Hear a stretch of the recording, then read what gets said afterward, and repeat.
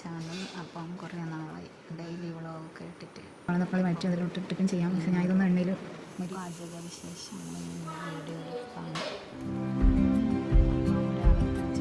ഒക്കെ ഉള്ളതാണ്. എന്ത് ആമ്പാട് മീൻ പിന്നെ ഡെയിലി ഉണ്ടാകുന്നതുകൊണ്ട് കുറേ മണിക്കൂർ മീൻ വെട്ടാനൊക്കെ ഉണ്ടാവും. മീൻ വെട്ടുന്ന ആൾ ഈ വലിയ മീനൊന്നും ഞാൻ അങ്ങനെ വെട്ടാറില്ല. അപ്പം ആളുണ്ടായില്ല, അതുകൊണ്ട് പിന്നെ മീൻ വെട്ടലും നമ്മളെ പണിയായിരുന്നു. പിന്നെ എന്താണ് അങ്ങനെ അപ്പം കറി, ചോറ് കറി, അങ്ങനെയെല്ലാം അങ്ങനെ ചെയ്തുകൊണ്ടിരിക്കുകയാണ്. എൻ്റെ ഇടയ്ക്ക് ചക്ക കൊണ്ട് തന്നായിരുന്നു, ആ ചെറിയ ചക്ക. രാവിലെ അപ്പത്തിനൊരു സോയാബീൻ റോസ്റ്റ് ആയിരുന്നു. നല്ല സോയാബീൻ ഡ്രൈ റോസ്റ്റ്. അപ്പം സോയാബീൻ ഒന്ന് തിളപ്പിച്ചിട്ട് വെള്ളം കളഞ്ഞിട്ട്, അതായത് നല്ലപോലെ ഊറ്റി പിഴിഞ്ഞെടുക്കണം. പിഴിഞ്ഞ വെള്ളമൊക്കെ കളഞ്ഞിട്ട് അതിലോട്ട് മുളക് പൊടി, മഞ്ഞൾപ്പൊടി, കുരുമുളക് പൊടി, ചിക്കൻ മസാല ആവശ്യത്തിന് ഉപ്പ്.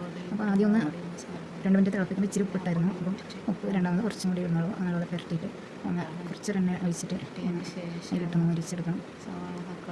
എണ്ണയിൽ മുരിക്കാതെ നമുക്ക് ഡയറക്റ്റ് കുക്കറിൽ ഇട്ട് വെക്കാം, നല്ലതാണ്. പിന്നെ സവാള തക്കാളി മാറ്റി അതിലോട്ടിട്ടും ചെയ്യാം. പക്ഷേ ഞാൻ ഇതൊന്നും എണ്ണയിൽ മുരിച്ചെടുത്തിട്ട് ചെയ്യണം. അപ്പം കുറച്ചുകൂടി നല്ല ടേസ്റ്റ് സോയാബീൻ മുരിഞ്ഞ ശേഷം ചെയ്യുമ്പോൾ പിന്നെ സവാള തക്കാളി പച്ചമുളകൊക്കെയാണ് സോയാബീൻ കുറച്ച് എരിവിൽ ഞാൻ ചെയ്യുന്നത്. അപ്പോൾ അതിലോട്ട് മുളക് പൊടി, ചിക്കൻ മസാല ശേഷം മുരിച്ചത് സോയാബീൻ ഇതിലോട്ടിട്ട് ഒന്നുകൂടി നല്ലപോലെ വഴറ്റിയിട്ടുണ്ട്. സോയാബീൻ ഇതിലോട്ടിരുന്ന മിസ്സായി. അങ്ങനെ അപ്പത്തിന് ഏതും ചോറും കൂടി കൂട്ടാൻ കിട്ടുന്ന നല്ല ടേസ്റ്റ് ആയിട്ടുള്ള സോയാ റോസ്റ്റ്. വഴന്നതിന് ശേഷം മരിച്ച സോയാബീനും കൂടി ഇതിലോട്ടിട്ട് നല്ലൊരു കറി റെഡി ആയിട്ടുണ്ട്. നല്ല ടേസ്റ്റ് ഉണ്ട്, കുറച്ച് എരിവുണ്ടായി. അപ്പോൾ സോയാബീൻ കറി വരുന്നു. പിന്നെ അടുത്ത ഉച്ചക്കത്തേക്കുള്ള പരിപാടിയാണ്. പിന്നെ ഞാൻ മറ്റേ ജിയോ മാർട്ട്, ഇൻസ്റ്റാമാർട്ടിൽ നിന്ന് കുറച്ച് പച്ചക്കറികളൊക്കെ വാങ്ങിയിട്ടുണ്ട്. ഈ സാധനം നല്ല ടേസ്റ്റ് ഉണ്ട്. വലിയ എന്താണ് അതിൻ്റെ പറയുന്ന പേരെന്താപ്പാ, അമരപ്പയർ. അത് നല്ല ടേസ്റ്റ് ഉണ്ടായി. അത് കുറച്ച് ഞാൻ ഓൺലൈനായിട്ട് വാങ്ങിയിട്ടുണ്ടായി. പക്ഷേ അതിൻ്റെ ചെറുത് ഞാൻ ഓർഡർ ചെയ്തില്ല. പക്ഷേ എന്തോ മിസ്റ്റേക്കിന് വന്നതാണ് അങ്ങനെ.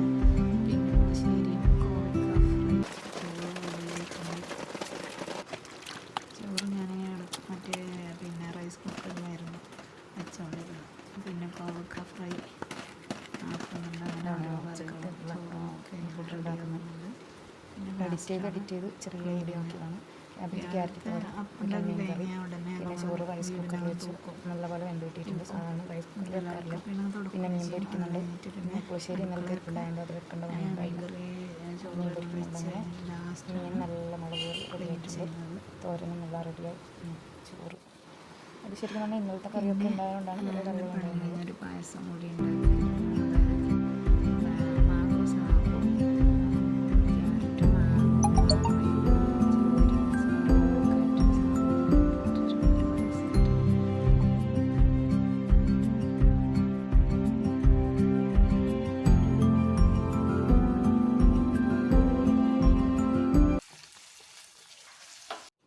ഒരു വെണ്ടക്ക കിച്ചടിയാണ്.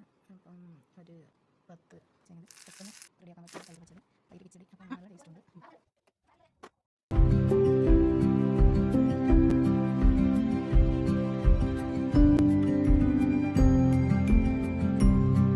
ഇന്നത്തെ നമ്മളെ റെസിപ്പിയാണ് ക്യാരറ്റ് മാംഗോ സാഗോ.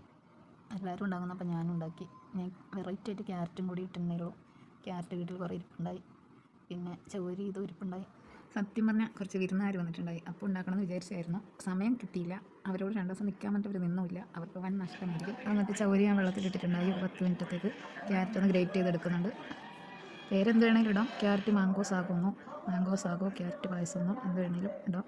അപ്പം പാനിൽ നെയ്യ് ഒഴിച്ച് ഗ്രേറ്റ് ചെയ്ത ക്യാരറ്റൊന്ന് ഒരു 3 സ്പൂൺ പഞ്ചസാര ഇട്ടിട്ട് ഒന്ന് വഴറ്റി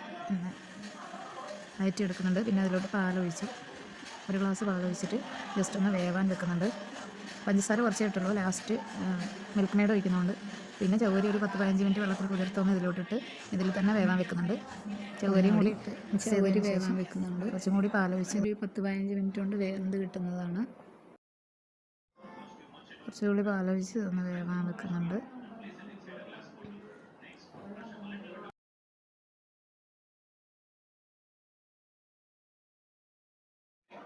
നമ്മൾ പായസം വെക്കുമ്പോൾ ഇങ്ങനെ ഇളക്കിക്കൊണ്ടിരിക്കണം, അല്ലെങ്കിൽ പെട്ടെന്ന് അടിക്ക് പിടിക്കും.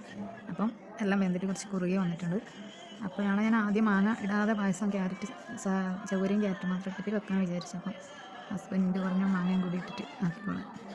അപ്പോൾ എല്ലാവരും മാങ്കോ സാഗോ ഇപ്പോൾ ഉണ്ടാക്കുന്നുണ്ടല്ലോ, അപ്പം അതിൻ്റെ ഒരു വെറൈറ്റി ആയിക്കോട്ടെ എന്ന് വിചാരിച്ചു. മാങ്ങയും കൂടി അരിഞ്ഞിട്ടല്ല, മാങ്ങ മിക്സിയിൽ അടിച്ചെടുത്തു. പിന്നെ കുറച്ച് മിൽക്ക് മെയ്ഡും കൂടി ഒഴിച്ചു. ലാസ്റ്റ് അണ്ടിപ്പരിപ്പും മുന്തിരിയും കൂടി ഒന്ന് നെയ്യിൽ തളിച്ച് കാച്ചി ഒഴിക്കുന്നുണ്ട്. ഏലക്കാപ്പൊടി ഇട്ടിട്ടുണ്ടായിരുന്നു. നല്ല ടേസ്റ്റാണ്, സൂപ്പർ ടേസ്റ്റാണ്.